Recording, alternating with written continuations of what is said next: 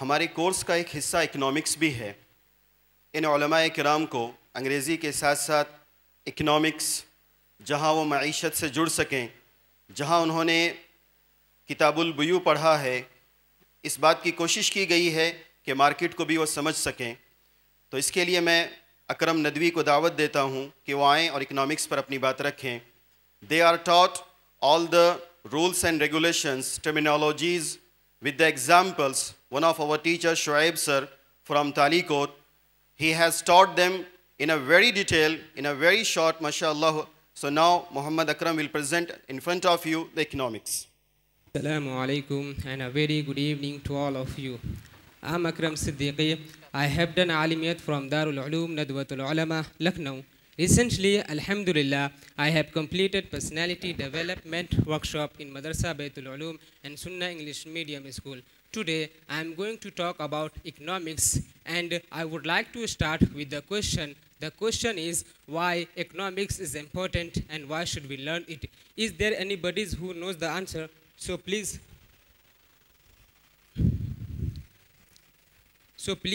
give the answer. It's okay. I'm going to tell you why economics is important and why should we learn it. Because economics is the backbone of societies and communities. If we misuse, then the community, if misuse,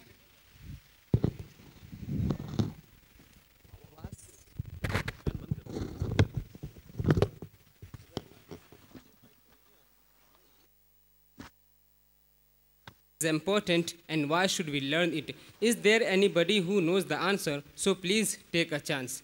It's okay. I'm going to tell you why economics is important and why should we learn it. Because economics is the backbone of societies and communities. If misused, the destiny of people would encounter serious and imminent danger. Economics is the need of the time. It helps us in our daily life. It teaches us how to manage our money in a proper way. It teaches us how to fulfill our needs in a limited income and how to save it. And you know, most of the people consider it is only for that person, those who are running business. How disgusting. It's not like that. It is for every human being. Even, you know, the governments depend on economics. Economics doesn't depend on government. So we can understand the power of economics. We can understand the value of economics. Let's go to the next question. The next question is why economics is important in Islam. Let us understand it with the help of one hadith. The son of Adam will not pass away from Allah subhanahu wa ta'ala until he has asked about 5 things: how he lived his life and how did he utilize his youth, with what means did he earn his wealth, and how did he spend his wealth, and what did he do with his knowledge. Let us understand it with some explanation.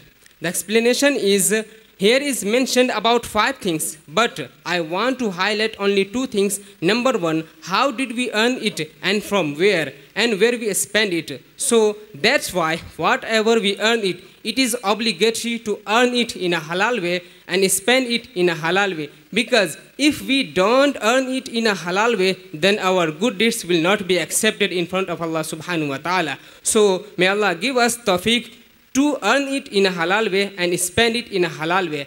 And as we know, in every field has a specific rules and regulations. If we follow it, then it can be a fantastic, marvelous and unimaginable. So here is 4 rules and Do you know the principles of good economic system? Here is 4 principles of good economic system. Number 1, it must suffice for every individual of the society. Number 2, it must destroy all such cases and means that lead to corruption. Number 3, it must discourage concentration of wealth in the hands of an individual or a group. Number 4, it must bring a proper balance between capital and labor. Let's go to the next slide. What is a budget? A budget is a spending plan based on income and expenses. In other words, it's an estimate of how money you will make and spend over a certain period of such as a month or year. Let us understand it with some explanation. So, first of all, we should know when it is presented. So, budget is presented in once a year and the month of Feb to March. And it is presented it is presented only in Lok Sabha, and there is no anyone who can present it except finance minister. Another person can also present it, but with some condition. So when finance minister presents budget, in which the finance minister talks about five things. Number one, how the government will revenue, and number two, where will expenditure. First of all, I am going to show you where the five major sources of revenue for the government are. Number one, goods and services tax, income tax, corporation tax, union excessive duties. And now, where does government spend money? Public sector, goods and provision of services, education, healthcare, social. Due to short time, I conclude my presentation. Thank you so much for listening to me.